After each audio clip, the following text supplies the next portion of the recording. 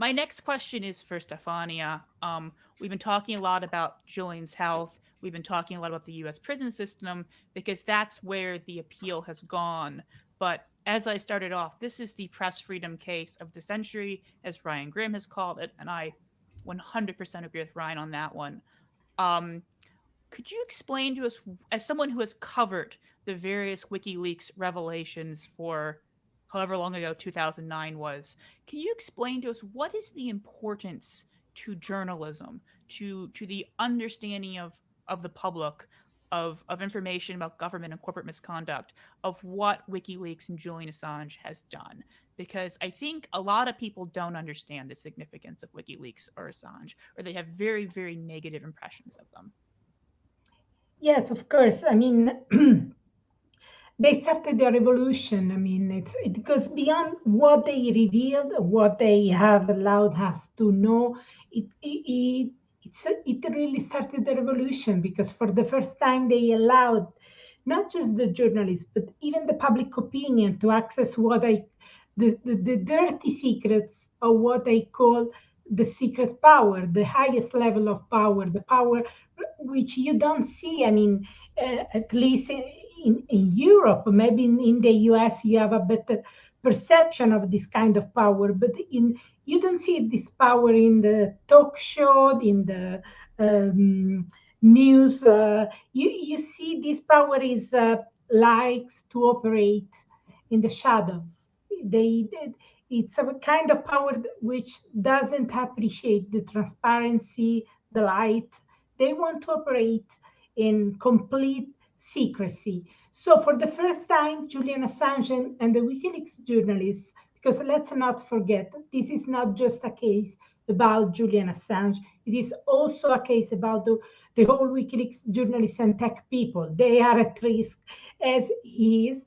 Even if they are not in prison at the moment, they risk their lives in prison as Julian does.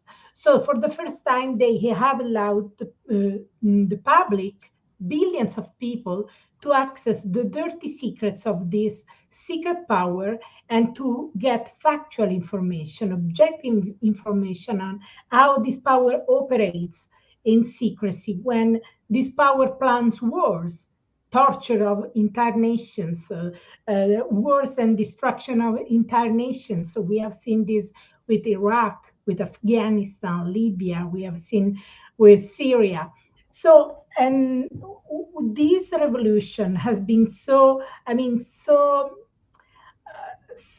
critical for us, for crucial for us, because never before we had this systematic access to this information. Of course, we had Daniel Ellsberg, and he was the pioneer. He was the first hero of this tradition. But I mean, it was never before it was we had this massive access to this documentation, and of course, the revelation are crucial. They revealed, the documents about Afghanistan. For the first, I remember how excited I was. I mean, of course, I was excited while watching Collateral Murder and the war crimes, which it definitely revealed. Next February, we will read the book of the UN Special Rapporteur on Torture, Nils Melzer. This book has a good chapter in which Nils Melzer, who is an expert on the rules of engagement, he was previously working for the Red Cross, and he was in the war theaters in many countries. So he analyzed the collateral murder video, and he clarifies the the war crimes exposed by this video is a much necessary analysis to analyze these war crimes, because never before, no one, after it was published, no one uh, tried to analyze this video beyond what the images we have seen. So, I mean, I was really excited when we got the documents about Afghanistan. I really remember vividly what happened. It was, I mean, I remember how it was the last time I met Julian Assange as a free man. It was basically in September 2010. We met to work on these documents.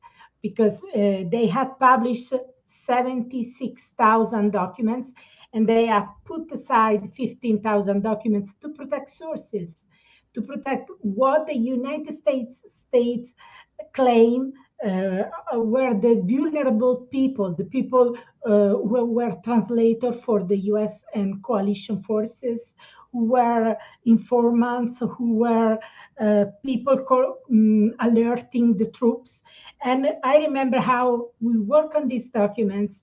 And when we met in Berlin to work on these documents, I remember that I did not realize that was the last time I would have met Julian Assange as a free man. After after that meeting in September 2010, I always met Julian under house arrest at Hellingham Hall inside the embassy for 7 years, where I visited him for many times, and it was so painful to see Julian in those conditions. So I remember the Afghan war logs and how me and my colleagues were excited to look at these documents, which were providing an extraordinary window on this war. And we could read what was happening behind the propaganda machine. We could understand how this war was nonsense. And in fact, we now know it was complete nonsense. So we now know it was a complete disaster. I mean, and we could know the secret war. We could see the secret war because we could read about this secret task force operating in Afghanistan, like Task Force 373. And so I was so excited to read and research this documentation, which allowed us for the first time to look the war in real time behind the propaganda machine. And the same with Iraq war logs. But the most explosive experience was with the cables. For the first time, we could access to the non-PR version of world event from Italy to Pakistan to Britain to Spain, and we could discover scandal. We could understand the pressure on our authorities. For example, in the case of the CIA extraordinary rendition, we could have evidence of this pressure, because before this publication, we could, of course, guess that there were pressure on our justice system, on our politics to provide impunity to the CIA agents responsible for the CIA extraordinary rendition in Italy, in Germany, and in other countries. But thanks to these documents, we got factual, solid evidence. So, I mean, their revelation have been so important. And in fact, even to these days, 11 years after they were published, they are still used by scholars, by journalists. So we always go to these archives and look for some tiny bits of information, even if they goes back to 11 years ago. They are so important. But let me tell you, Chip, it's not just about us. It's not just about the journalists. It's not just about the scholars. It's not just about the researchers or peace activists or war activists or whatever you want, which who can consult these documents. It is about the public who, for the first time, has access to this information. I want to tell you this: we are infamous. Italy is in infamous countries when it comes to the so-called strategy of tension. During the 70s, we had terror attacks by the far right. We had a big communist party, and we had these terror attacks against civilians. So they put bombs in our trains, in our buildings, and dozens of Italian people died each time. So 60 years after, we don't have truth and justice about these terror attacks.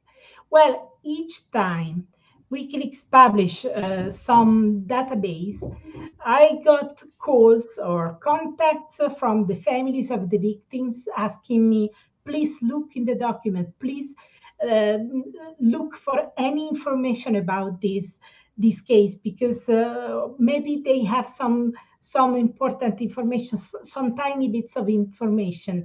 This tells you a lot of how people, normal people, feel empowered by these documents, because they are not available just to the journalists. They are not available just to privileged people, just to the researcher, to the people who are expert on certain fields. They are available to everyone. Everyone can access them. Everyone can use them for research. Everyone can use them for writing articles, for going to for appealing to the courts, for making his own mind on world affairs. So these publications have been empowering communities all around the world. That's the real revolution. The real revolution is how they opened a gaping hole in the secret power, making these dirty secrets available to everyone, and how they empowered entire communities by allowing them direct access to these dirty secrets.